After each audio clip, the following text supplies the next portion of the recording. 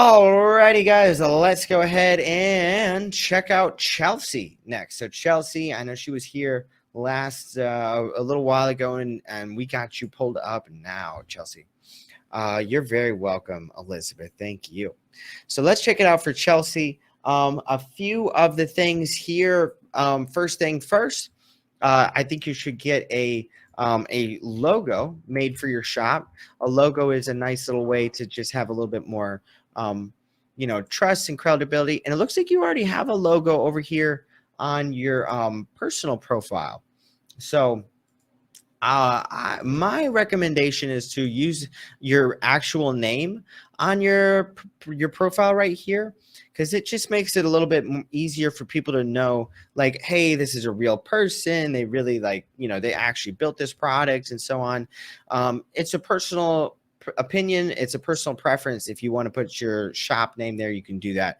But I think it's better to have your name and your photo here. And you'll see on my shop, that's what I do here. I got my photo, I got my name, and then I have my logo in the logo section and the shop banner. So we would be happy to put together a logo for you. If you go to the logo design page right here, you can go ahead and managed to put it in the wrong place. No worries, Chelsea. So yeah, go ahead and put together, if you need a banner, we can put together a banner for you. Or if you need a logo, we can put together a logo for you. But you can just scroll down on this page and make your request right there. So Oasis de Plantitas, Top Shop for gifts. So that's really good. It's great. You've already got Top Shop for gifts, even though you've only got 11 sales. That's really nice. So let's scroll down. I would recommend putting together your shop policies right here. And we have a template for that right here under the, where is that at? Templates.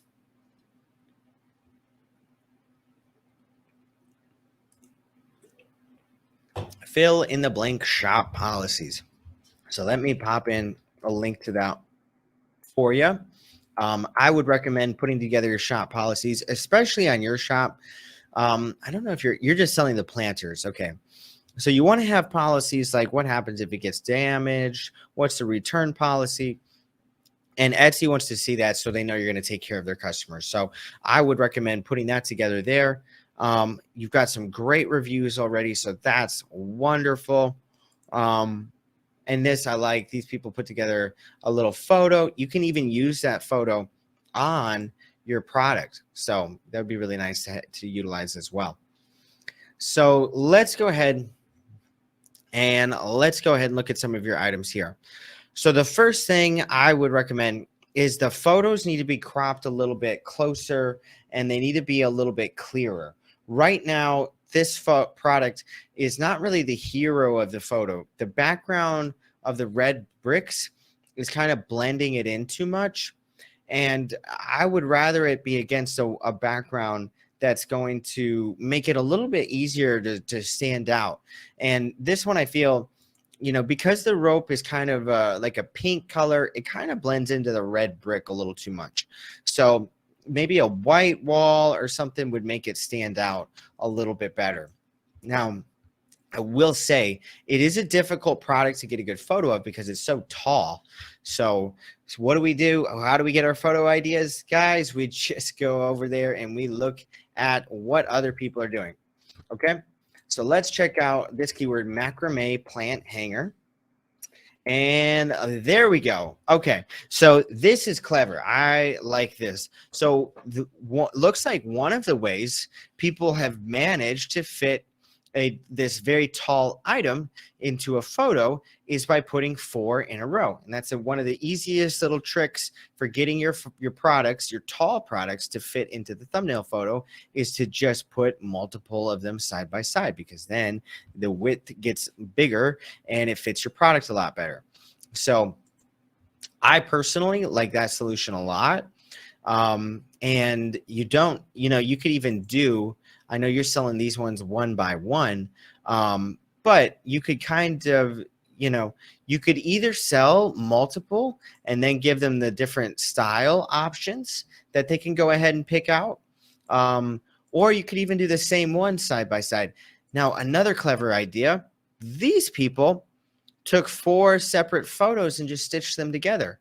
See, this is the same corner right here. You could honestly do that today with this one. You could just crop it and just put 4 of them side by side, and that would make them all fit together how this person has done it. Right here, 4 of them side by side, and it's the same product. So that is another good way to do it. But that is definitely going to be important for you, because right now, you see, I'm just not able to get a lot of the product in the photo because it's just so tall. Let's see. We got a question. Charitable odds and ends. How important is using a self picture on my shop? Will it really stop someone from going to my shop if I don't? No, it's not that big of a deal. It's not going to make a huge impact, make or break on your sales. It's only going to be a very small, impact. So don't worry about it. It's a personal choice. I just like it because I think it makes me look a little bit more, a little bit more personable. So that'd be my first suggestion. My suggestion with your photos would be, one, take these photos against a different wall so that the red rope contrast, because it's so important in your photos to get contrast. You've got to get contrast so that your products stand out. 2, put 4 of them side by side so that you've got a very nice wide thumbnail photo, kind of like these people have done. And then let's look at the actual keywords. So your keywords here should be a little bit more punchy, okay? So if we look up this whole keyword, we've got handmade, tan, macrame, plant, hanger, okay? So hanger, that's where like the keyword ends. That's where it like actually, fits in. Handmade, tan, macrame, plant, those are all descriptive words, and hanger is the actual noun, right? So that's what you're telling Etsy is your keyword, and it's too long of a keyword. If we look up handmade, tan, macrame, plant, hanger, it's probably too long. 672 results. So it's okay, but it's not within that sweet spot of 1,000 to 10,000. So a better way to do this would be to kind of make them a little bit more punchy. So right here, if we do macrame plant hanger, which I already searched that one, macrame plant hanger is 37,000. So that one's kind of almost too large. 37,000 for macrame plant hanger. What else could we do? Macrame plant hanger with does it? Yours has a tassel. So let's just do with tassel. Can you review the one that's on there twice? Sure. Yeah, let's do that. Okay, this one right here. I think some of the reasons this one might be your best seller is there's a lot more contrast on the photo. It just stands out a little bit better. So plant hanger, there we go. Good keyword right off the bat. Now it's a big one. I'm sure plant hanger is a little bit larger, but it's still a good one. 57,000. Let's see. Debbie got a suggestion. I love it when you guys put in your keyword suggestions. Karen with the keywords. Keyword Karen. Thank you, Karen. So we got plant hanger. Let's pop that one in. Plant hanger. Sometimes it's just hard to find keywords in that under the 10,000 results range. So let's look up hanging plant holder. 28,000. So we got a lot of big keywords. That's a really good thing, guys. It's great to have big keywords. You want to have big keyword opportunities. And then what you want to try and do is just Sherry, where am I seeing the keyword numbers? Thanks for calling me out here. So it's right here. So it's how many items are on this appearing for this keyword. So it's not an exact indicator. Etsy's not going to release the search results, how many people actually search this keyword every month. So the best thing that we have to go off is the number of results, which is how many products are using that keyword. And the reason I use that as my indicator is if people are using that keyword on their Etsy listings, it's because they're getting results and they're getting sales. And then it also gives us kind of a hive mindset of just generally what people are thinking when they're thinking of this product and what kind of keywords they're coming up with. So, and then it also gives you an indication of how competitive it is. So if we go, just if we look up just plant holder, you see we got 73,000 results. That's a lot of competition. So to try and get ranked at the top of plant holder, 73,000 results, you're going to see the shops that are ranked up here are pretty much, well, these are the ones I was just looking at, so that's why they appear on the top. But really, it's going to be bigger, shops. 1,050 reviews, 6,700, 2,700, 189. So what my suggestion, my strategy is to try and find the big keywords, right? So we've got a bunch of big keywords ideas. Now, let's see if we can shorten it a little bit. And let's see if we can make them longer to find those keywords that are under 10,000, okay? So if we're looking at this one right here, we've got macrame plant hanger, no tassel, okay? That's a little longer, a little more precise, and it might help us find a shorter keyword. 1,409. So that's probably another reason that keyword is doing really well for you. It's 1,409 results. That's a really good keyword because it's in that sweet spot. It's not super competitive. It's a little bit easier for you to compete with that one. So another reason that's a good keyword. So I would recommend try and find more keywords that are kind of in that 1,409 ratio.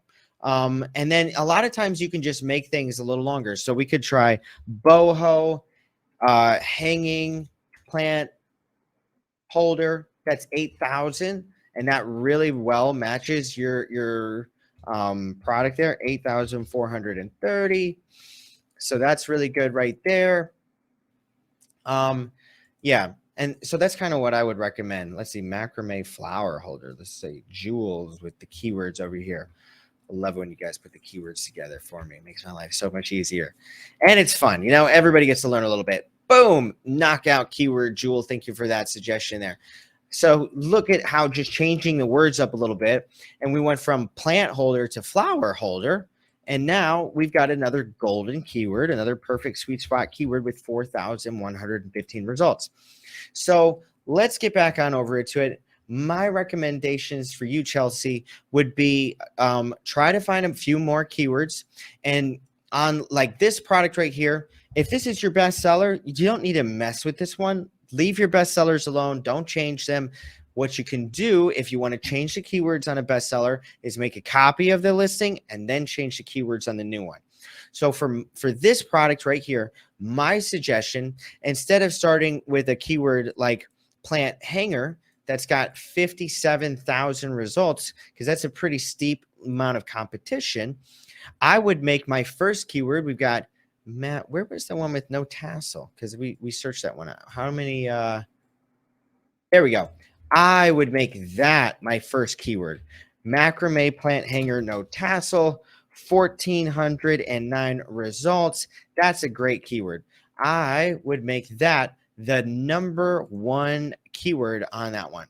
Then I would probably go macrame flower holder as my number two, because that's got 4,115. And then I would probably do my big keyword plant hanger. I would make that number three. However, you already hit plant hanger inside this keyword, so you don't need to do it a second time. Now you could try something different. We haven't hit plant holder, hanging plant holder, because we didn't hit plant holder. We hit flower holder and plant hanger. So I would make hanging plant holder, my number three, because it's a big keyword. So you kind of want to put those big, huge keywords like 20, 30, 40, 50, maybe even 100,000 results as like your third result. That's like the best place to slot them into. Let me see here. A couple of great questions. Sherry, is there a minimum amount that we want to stay above? Jacob already answered it, but it's right here, Sherry. It's usually above 1,000. Now, if you're in a niche that's very unusual and it's a really small niche, you might want to go even lower, maybe 500 range. There's nothing wrong with using a keyword that has 500 results. It's just that if you can find a keyword just as good that's got 1,500 results, that's going to be better than a keyword with 500. But if you are in a really unusual niche or something that's a lot smaller, if I would say the biggest keyword for this niche is kind of plant hanger. That's like as big as it gets. And that's 57,000. If you look up my niche, if we look up like nursery wall decal, you'll see we've got a really big keyword, 206,000. That gives you kind of an indication of how big the niche is. So the nursery wall decal niche is larger than the plant hanger niche. But if we go something even bigger, like let's just say earrings, we're going to have like 5 million. It's like the biggest niche on Etsy, 5.7 million. So you've got to take into consideration the sweet spot is generally 1 to 10,000. But you got to take into consideration of just how big your overall niche is. And that's still very important. So you might want to go below 1,000 results sometimes. And you can use keywords. I 100% recommend using big keywords that give 57,000, 28,000, 37,000. Just try to put those as 2 or 3 in your listing title. Okay. You're welcome, Chelsea. So yeah, to recap, I would recommend redo those photos, get them wide, get lots of contrast, put multiple in there. I think you got a really cute product, a great start, and then work on those keyword titles and your keywords. You want to try and get like 5 keywords into your listing title. Try to get 5 or so keywords into your listing titles there.